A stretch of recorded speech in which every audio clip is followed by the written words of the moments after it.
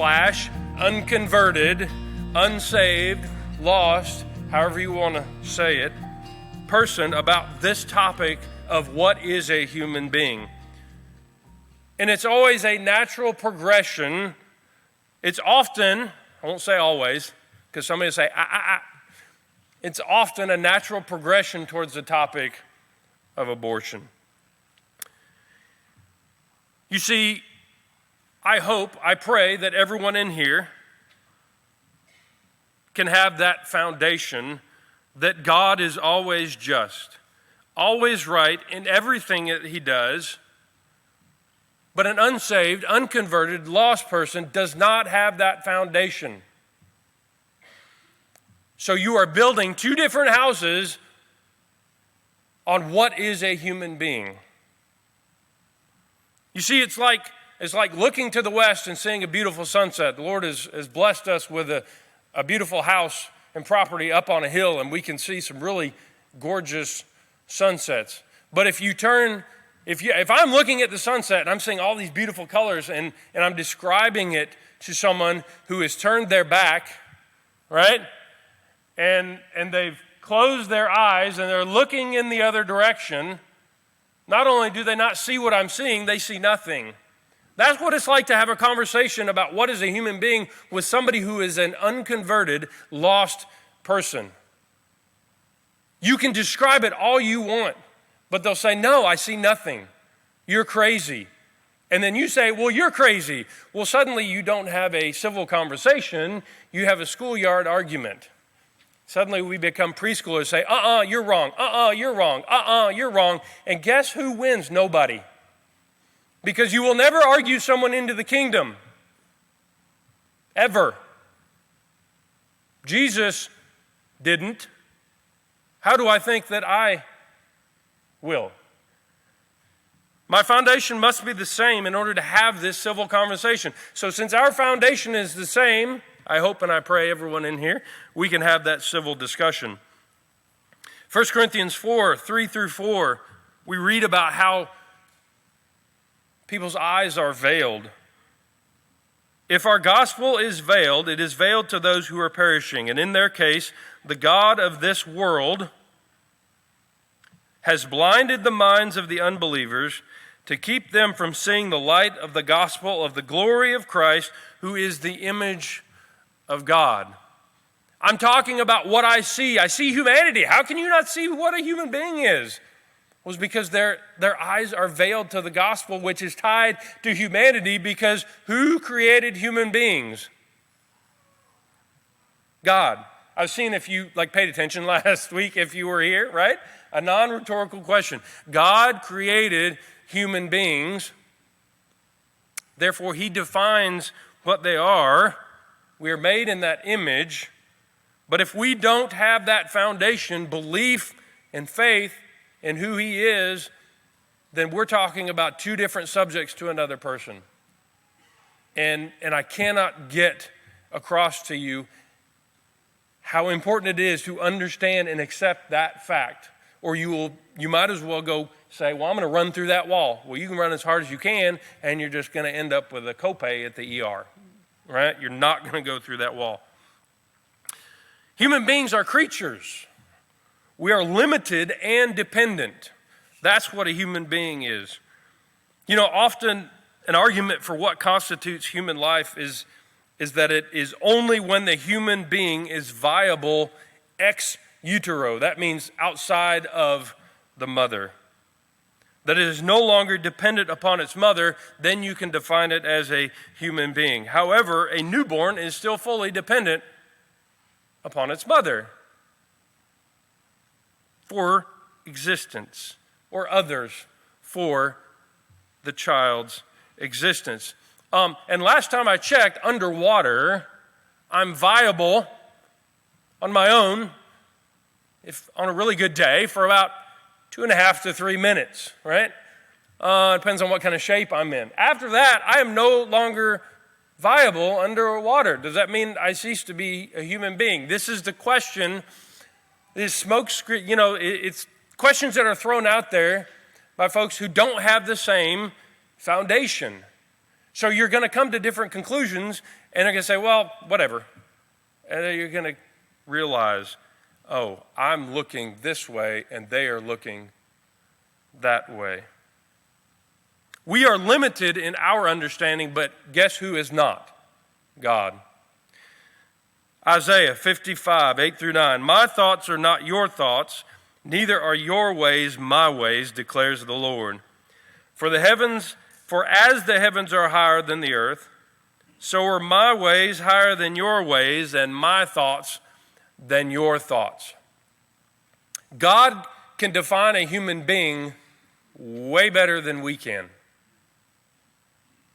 So let's look at how he defines a human being. You see, if we do not create life, we cannot be so brazen as to define the parameters of that life. God still creates life.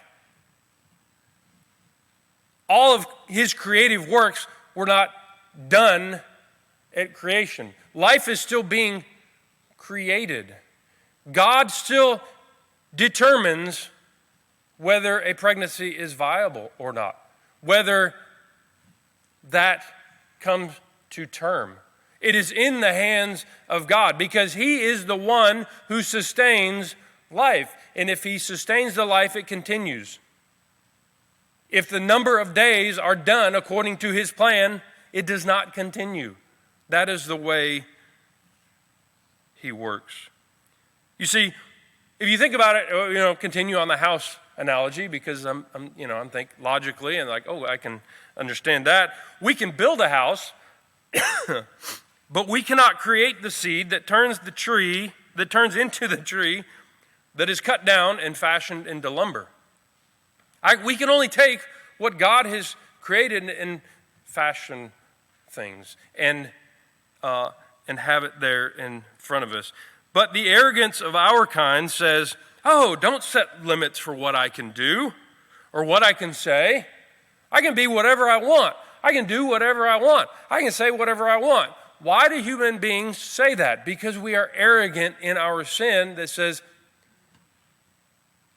I will eat that fruit if I want to.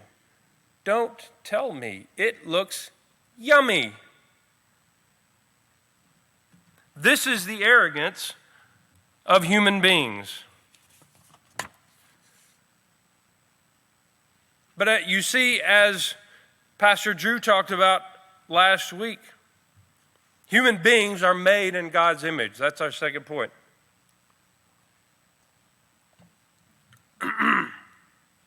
Sorry, I'm still swallowing diesel fumes from the tractor pull. Man, that was fun. That's being a human being, getting to go to a tractor pull. That's what being a human being is. Sorry, I digress. Human beings are made in God's image. Last week, it's a little bit of this is refresh. Genesis 1, 26 through 27, God says, let us make man in our image, after our likeness. Let them have dominion over the fish of the sea and over the birds of the heaven, and over the livestock and over all the earth and over every creeping thing that creeps on the earth. So God created man in his own image, in the image of God. He created him, male and female. He created them. This should go without saying, but whenever somebody says that, it probably needs to be said anyway. But that means that human beings are different than animals because they are not made in God's image, right? I believe Pastor Drew spoke on that a little bit last week as well. But see, many will blur the lines by using species classification. I read a quote by a philosopher by the name of Derek Parfit.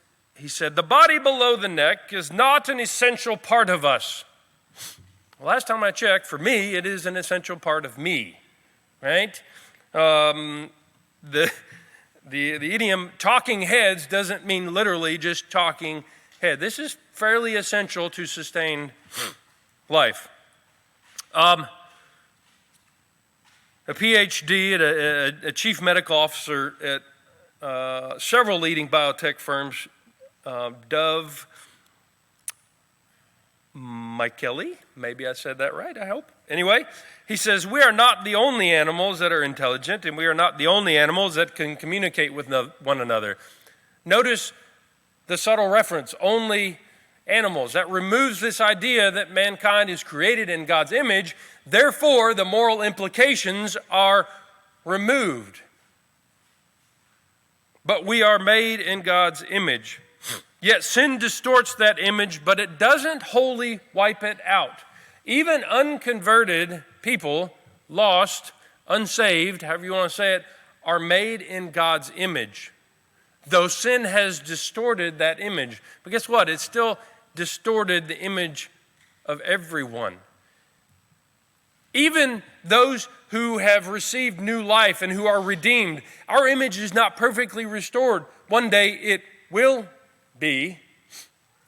It is more restored through the blood of Christ and through his Spirit, but it's not perfectly restored. We were created for his glory. We human beings, everyone was created for his glory.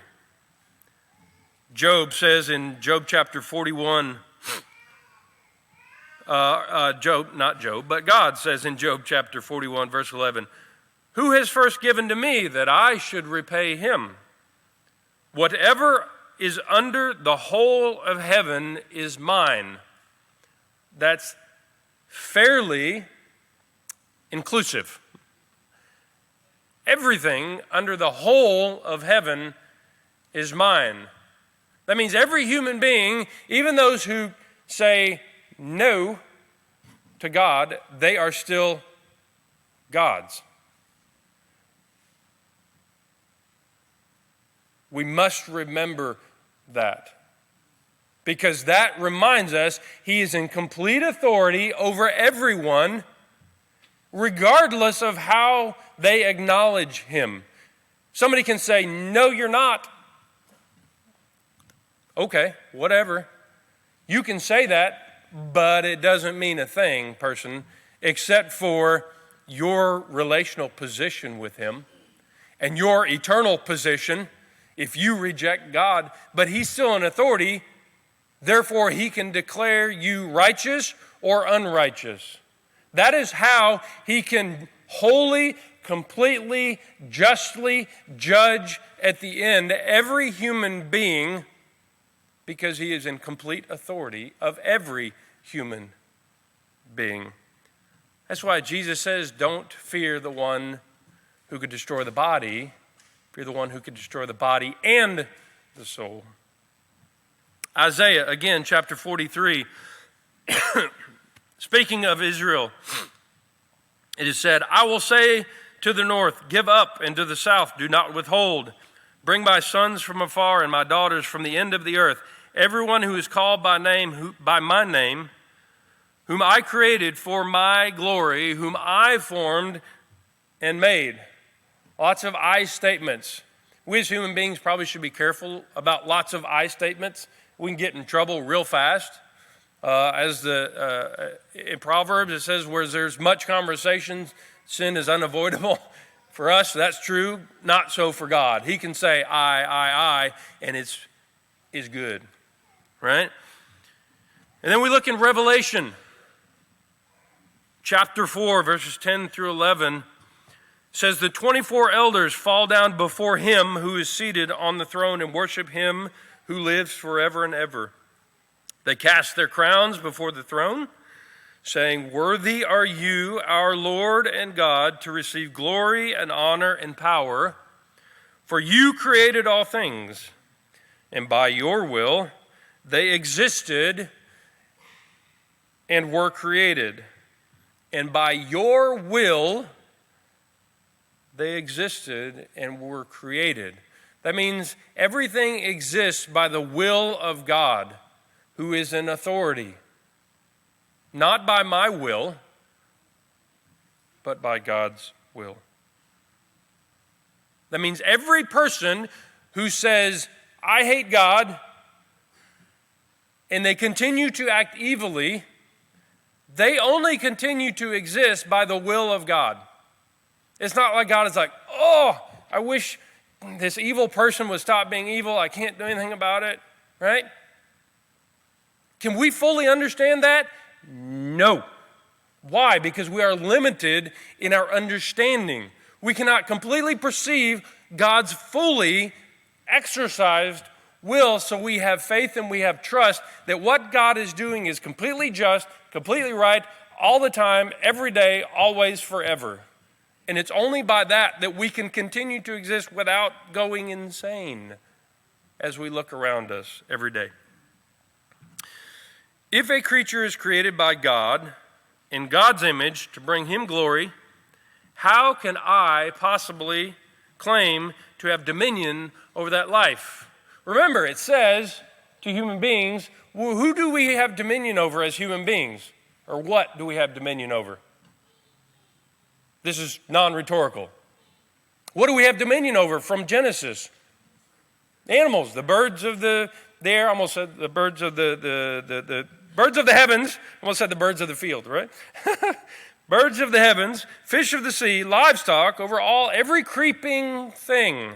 Now, sometimes when I say, oh, people are creepy, but no, every creeping thing. God does not say we have dominion over others.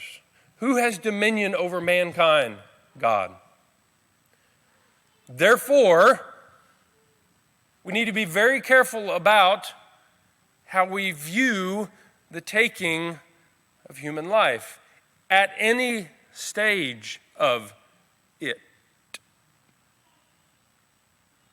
I know the argument that is often used, what if, in the abortion topic? What if? And then the most disturbing extreme scenario is picked of how a woman or a young girl becomes pregnant, not of their own choice. And then it is said, how can we force them to keep the pregnancy? Well, think about this. Who are you having a conversation with? Before you open your mouth, you better know the state or fairly well perceived, because if you have two different foundations, you better go a different road than if you are talking with someone who is also converted, because you are looking at the same direction. Otherwise, you are looking in a different direction. And I'm not saying at that point that we say, well, I can't really talk to this person because they don't believe. No, it just means that we need to understand who we are talking to. And they're not going to just accept the Bible as truth without error. So I can't just say, well, the Bible says you can't do that. They're going to say, so? I don't believe the Bible, right? It's a different conversation to have while still keeping our biblical principles. You see, all life belongs to God because God created it. He's perfectly just in all his ways. Understand there never has been, nor there will there ever be, an accidental pregnancy. Because if there was, then that means God was like, oh, didn't see that coming, whoops. God doesn't do whoops, ever. If God did whoops, then God is not God, and why are we here? But human beings can perceive in our mind, oh, and then we try to figure it out, but yet our understanding is limited. God can use what we determine as accidents and evil behavior still to his glory, right? You see, there are fundamental arguments for keeping abortion. And I'm going to be very careful about how I speak of these just based on our present company. There are legal cases where they talk about the reasons, and there are three main reasons: rape, incest, or health concerns for the mother. These are the ones that are brought up when you're talking about what is a human being, when is it okay. These are the arguments. Yet, I did a little study, And I'm talking about this because human beings are made in God's image. We do not have dominion over human life. Therefore, we need to talk about this issue. In a 2004 study, and I know that was a while ago, as my kids say, that was almost way back in the 90s, right? But not quite. Guttmacher Institute, I think I said that right, who fully supports reproductive rights, shows this just isn't the case. And I was really careful. I tried to read it and reread it and check some other, to make sure I'm like, okay, did they actually put this out there? And they did. And granted, I'm an IT guy. You can make numbers and data say anything you want. It's really easy to skew it towards what you want to say, especially when there's a limited data set. Some people make $1 million decision on a dime's worth of data, okay? But I just want to show you that even someone who supports reproductive rights, I wanted to say it correctly, has gone in and seen that, some of the arguments, they're just not as strong as it can be portrayed, okay? So they asked 1,209, where they got 1,209, I'm not sure. I'm kind of more of a, why didn't you just do 1,210 or 1,200 or so? Anyways, 1,209 abortion patients, ladies who, at 11 major clinics throughout the country, so they didn't just go to one, they checked it at several. The reasons for having an abortion. Now, respondents could cite multiple reasons. It wasn't just like, I'm just going to, only pick this. They could cite multiple reasons, okay? The number one answer, 74%, when they said, okay, rank them, you can pick multiple, but also rank them in order of most importance. The number one answer, 74%, said having a baby would dramatically change my life, interfere with education, job, or my other children. This is Guttmacher Institute, who supports reproductive rights. The second most, 73%, and I'm not, this is, you got to understand, people can pick multiple reasons, right? So you're like, well, wait a minute, 73% and 74%. I'm not a real math person, but that does not equal 100%. Well, that's because you can rank them, and so they're anyways, we won't get into all of the data analytics of it, but I double-checked and triple-checked, and the numbers can work if you completely understand them. So second most, first top answer, if I confused you enough, right? Cited that not being able to afford a baby right now was their main reason. That it was not economically feasible to have a child at this time. Excuse me. Then 12% personal health reasons, and it wasn't specific, it just said personal health reasons. 6% was my parents want me to proceed with this abortion. 1% were said victim of rape, and less than 1% victim of incest.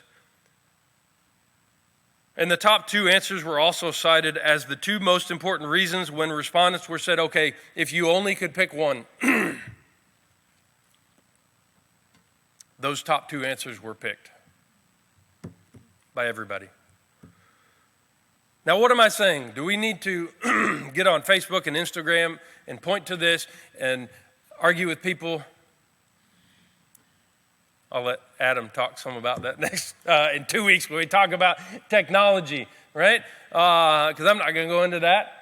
Other than to suffice to say, be careful who you discuss with, unknowing what foundation they have on what is a human being.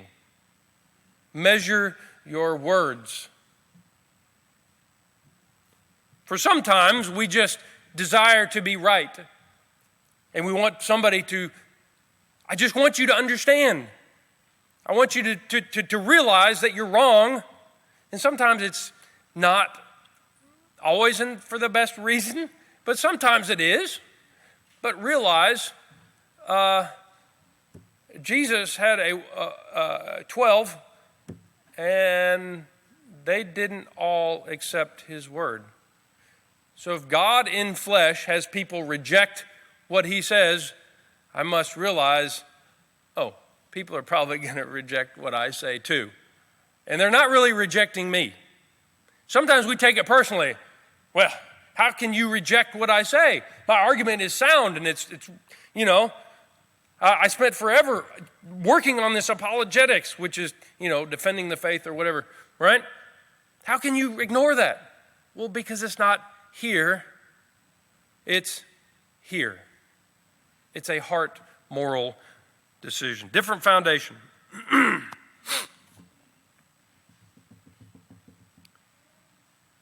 God is the defender of the helpless. That doesn't mean that we don't also defend, but understand God is ultimately the defender of the helpless. You see, even in the Jewish law that we call the law of Moses, but really it was God's law given to Moses, right?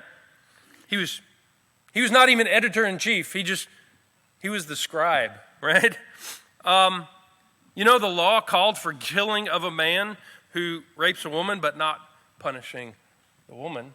God even made provision for the helpless. You see, he's better at it even than we are. Imagine that. I pray that no one here ever has to experience that no one ever has a child or a family friend that ever has to go through that. But understand that to take innocent life is expressly forbidden by God, because I do not create it. I do not have dominion over it. Even our children, who we are told to bring up, to raise, to teach them the laws of the Lord as we are going, they're not mine. They do eventually grow up and leave and go about the path, hopefully, that the Lord has determined for them. I don't have dominion over my children. I do have a measure of authority. But even as they get older, that measure changes and wanes. Right? It's God's design. We need to be careful not to equate the unborn life as evil. Out of an evil situation, the unborn life is not evil. Yes, the situation could have been evil, but how many times, if you read the Word of God and truly accept it, man's evil can be turned for God's glory. Not by man, but by who? God. Right? God. Everybody's like, we're in church. Is the answer Jesus? Right? God. You see, we should not be so quick to pass judgment on what the victims should do. Yet should we not have such great faith that we trust the continuation of innocent life or the end of innocent life into the hands that are not our own, into His hands. That if life should continue, God must sustain it. I know that takes great faith. I know that I have not been in, and pray that I will never be in that situation to have to think about a wife or a daughter in that situation. But I have to believe with all my heart that there's only one who can sustain and help in that situation beyond all human understanding, and that is God.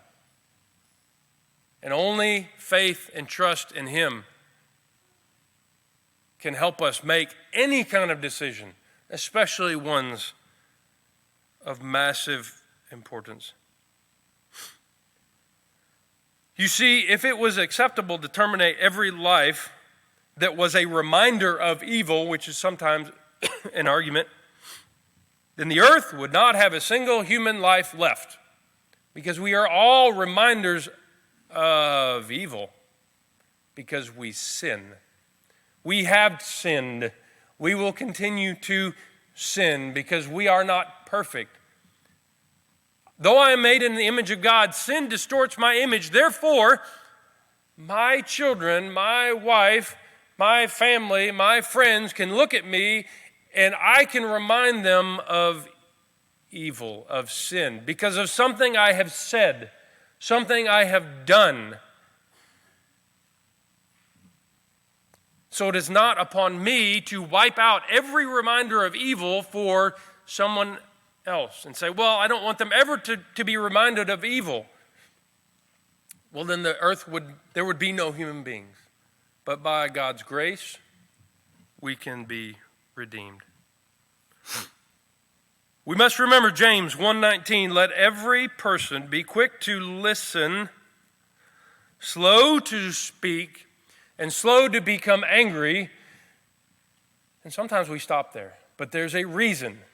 Because man's anger does not bring about the righteous life, does not bring about the righteousness of God, Man's anger does not bring about the righteousness of God. Man's anger. So therefore, we should confront.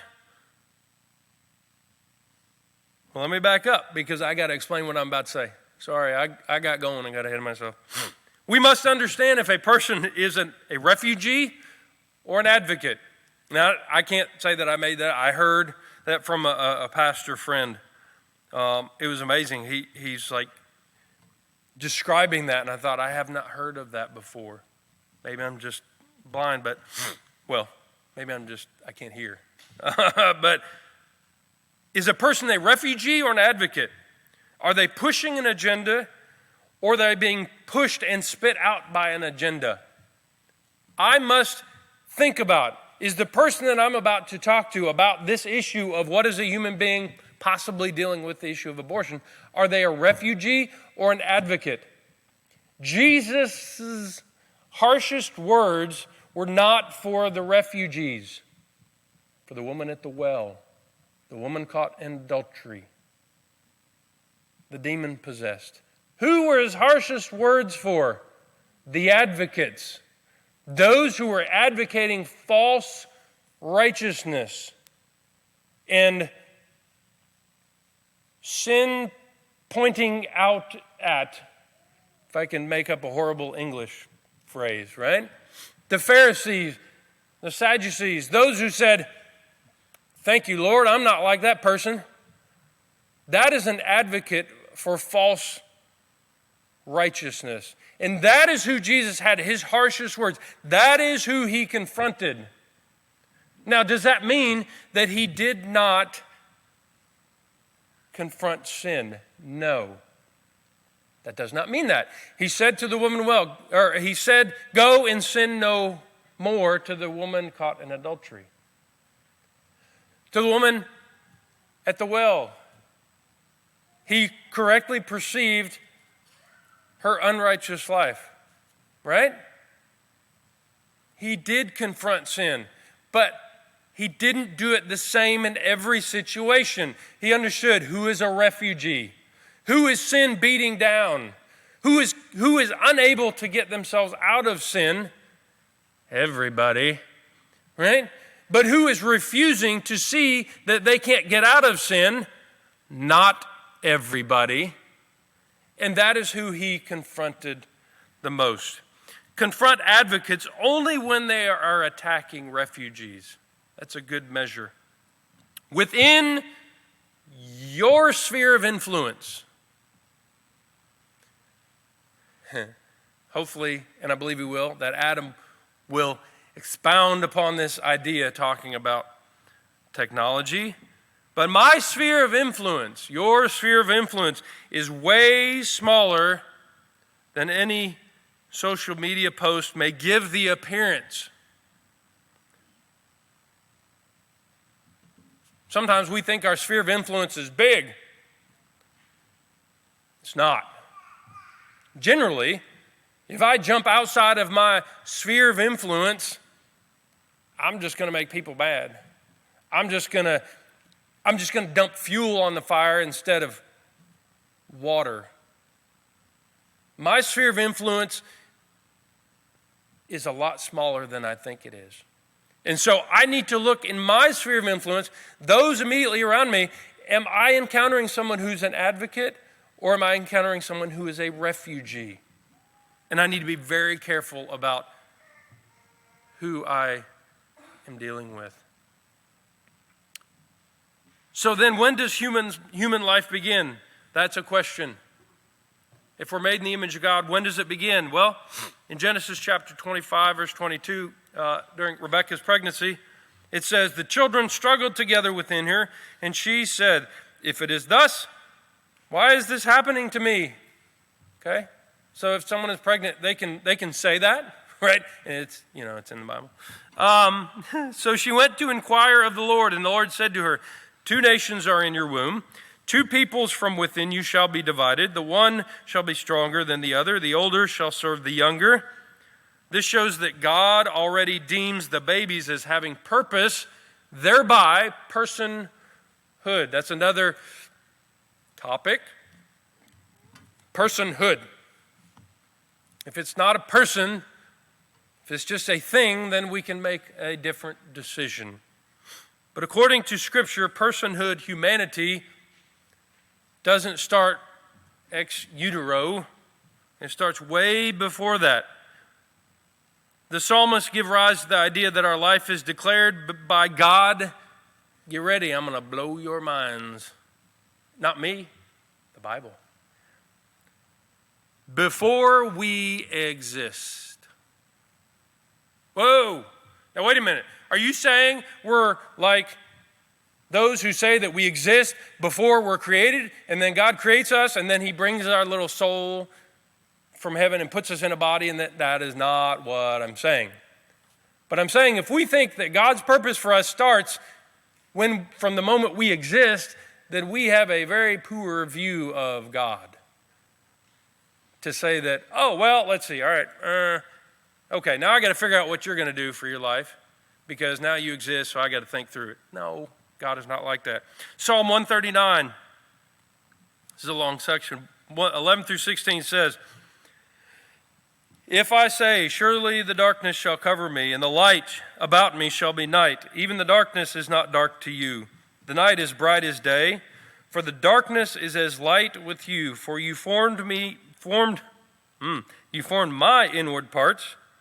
You knitted me together in my mother's womb. And I praise you, for I'm fearfully and wonderfully made. Wonderful are your works. My soul knows it very well. My frame was not hidden from you when I was being made in secret, intricately woven in the depths of the earth. Your eyes saw my unformed substance.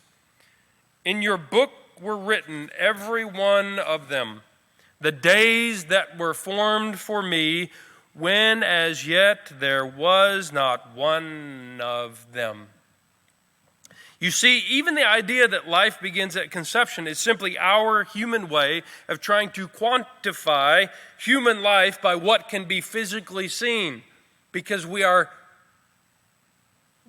limited and dependent. Remember, his ways and his thoughts are not ours. They are infinitely deeper and more mysterious. God had a plan for every human being before they existed.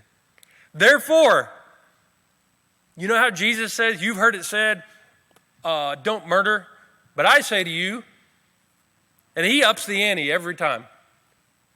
And I kind of think, and I don't equate these the same as, well, Pastor Chad said, this is like what Jesus, no.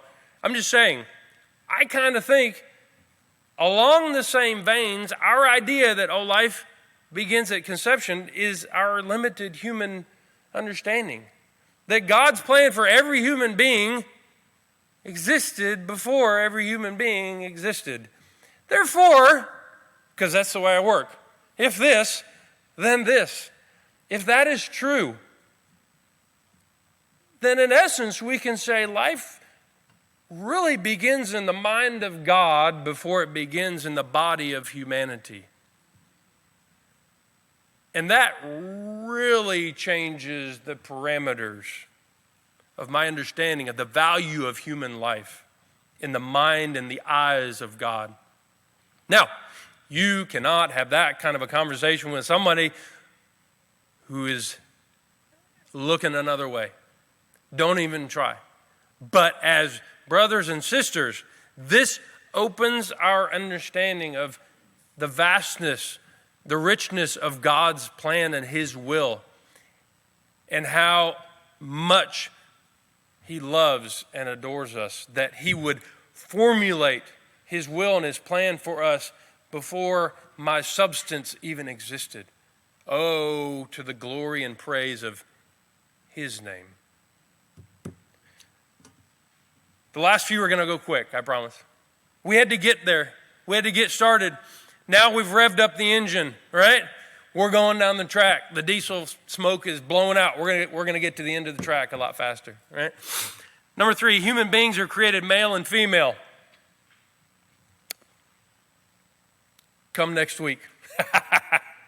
Pastor Drew will talk about that. Other than any attempt to usurp the Creator's design is simply a rebellion against God, which God permits for a time. Come next week. See, I told you that one would be fast. Human beings, number 4, have a God-given body. Our bodies have been created by God as suitable instruments to represent in a physical way our human nature, which has been made to be like God's own nature in a limited way. Thinking, moral judgments, prayer, praise, love for one another are all done using our physical body. Note, this does not mean that God has a physical body, right? Understand. Just because we're made in God's image, that doesn't mean, oh, God's got a physical body. No. Remember Jesus talking with the woman at the well? She said, well, paraphrase, the Jews say we got to go to church down in Jerusalem. And we say we go up here. And Jesus said, God is spirit. And I think when Jesus describes something, we probably ought to listen. Therefore, God is spirit. So whenever you see a personification of something like the hand of God, that God sees, understand it's not because He has a physical body, right? Though our bodies are under the curse of sin. Well, nobody said amen. Usually, everybody's like, oh, amen. I'm hurting here. Anyway, though our bodies are under the curse of sin, there we go. Someday, they will be redeemed to a complete restoration of God's image. 1 Corinthians 15, 47 through 49. The first man was from the earth, a man of dust. The second man, this is describing Jesus, the first man being Adam, is from heaven. As was the man of dust, so also are those who are of the dust. As is the man of heaven, so also are those who are of heaven. Not referring to angels, just understand, okay? We're still talking about human beings, man. Just as we have borne the image of the man of dust, we shall also bear the image of the man of heaven. We shall, future tense. That's about as much English class as I can get to. Future tense. Will be restored. Finally, human beings have a God-given soul. That's what differentiates us between the animals. Pastor Drew talked about that a little last week. Do not get them confused. There is no animal that has a soul. Ever. before, now, or ever, it's not. It's different, right? Human beings have a God-given soul. It is a part of every human, but it is different from the body. Matthew 10:28, I referenced this earlier. Jesus said, "Don't fear those who can kill the body, but cannot kill the soul. Rather fear him who can destroy both soul and body in hell." Gives you a picture of the eternal judgment of what will happen. The destruction, the eternal destruction. Like, wait, destruction happens and then it's done? No, God's judgment is eternal destruction on the body and the soul. So they are together, but distinct. Human beings have a God-given soul. It is what continues to exist after death, before the complete restoration of the body. Luke 12:20. Remember, it's the parable of the man who builds bigger barns. But God says to him, "Fool, this night your soul is required of you, and the things you have prepared, whose will they be?" He's not really condemning the man necessarily for what he is doing. He's condemning the man for believing that he will just continue to live and he'll do whatever he wants to do. And he's hoarding for himself only. He says not that I'm going to take your body. He says your soul will be required of you. So we see that God gives it and God controls it. He has authority over body and soul, the entirety of the human being. So not just the now, but the hereafter, right? It is also tied to salvation. 1 Peter 1:8-9 says, "Though you have not seen him," him being God, the divine, "you love him. Though you do not see him now, you believe in him." And that is also describing God the Father and God the Son and God the Spirit, right? "And you rejoice with joy that is inexpressible and filled with glory, obtaining the outcome of your faith, the salvation of your souls." Sometimes we talk a lot about, I can't wait in heaven and my body and everybody, it's going to be better and yes, but remember, it's not just our body, it's our soul, it's our identity. The salvation of our soul. For see, without the soul, the body is just flesh. Right? So, in conclusion, by understanding what a human being is, we can, number one, understand how to protect God's good design. Life belongs to God, not us. All life, because He alone creates it, regardless of circumstance.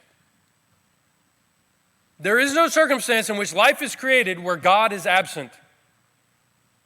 For without His hand, life cannot exist. Life cannot begin. Life cannot end. It cannot exist.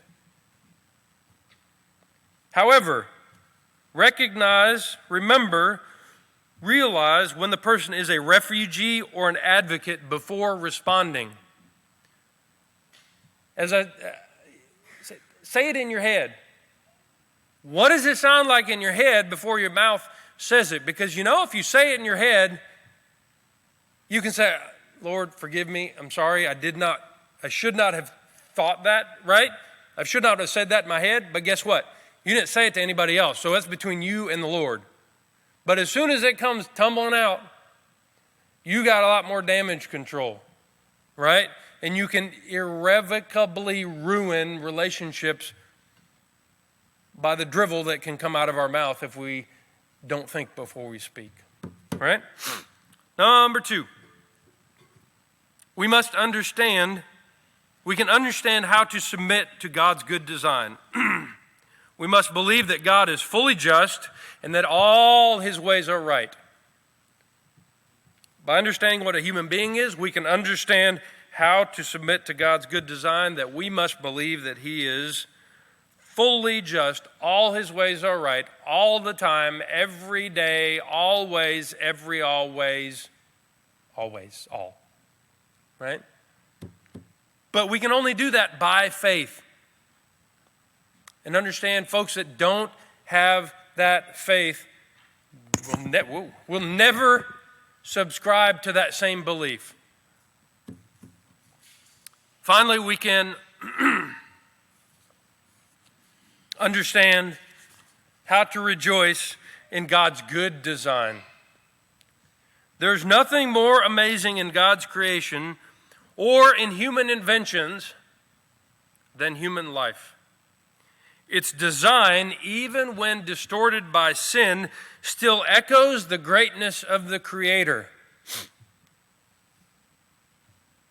There ain't no camera, to use bad English, that can capture what I see with my eye, no matter how much I try to do it. I don't care. I know, every 5 minutes they come up with a better camera design for your phone.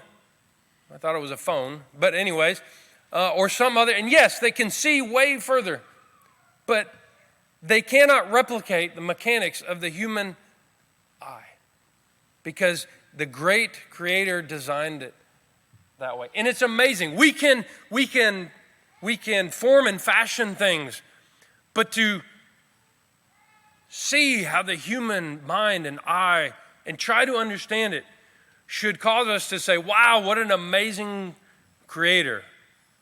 Life is His because He created it. He sustains it. And even when distorted by sin, it can still echo the greatness of the Creator. Well, hopefully this has been helpful this morning to understand. Maybe I went a little bit different direction than you thought. This was not meant to be a singularly focused topic or discussion or teaching on abortion. It is included, but when we understand what a human being is, that gives us a foundation to understand how do I think, how do I respond, or how do I not respond to someone about it, right? All right, it's 10:05. I meant to end a few minutes. Any questions? Yes. Mm-hmm.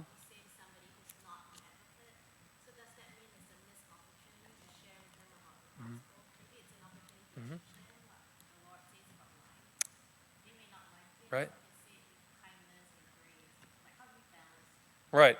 So the question is, how do we balance, like if we've kind of determined that the person is an advocate of not sustaining human life in a particular circumstance, does that mean we shouldn't even talk to them? No, it means, as you said, sharing with kindness and grace, understanding that we can share the gospel and they may reject it, right? But also that they may be connected to a refugee, and we may be called to be a little bit harsher at times within our sphere of influence, right? It helps us know, not that we just avoid all conversation, but there are times at which, you know what, this is no longer beneficial. It's simply become arguments, right? So it doesn't mean that we don't say anything. It helps us form and fashion our conversation with that person. We may be a little less gentle with an advocate than we may be with a refugee, because that person, an advocate, is really pushing an agenda, and they're probably very confrontational. That's what I'm thinking of as an advocate, because sometimes they might be kind of in the middle, and if they are, they're likely closer to a refugee than not. But good question. Other, if you do think of something, feel free. I'm around for as long as the Lord wills, right?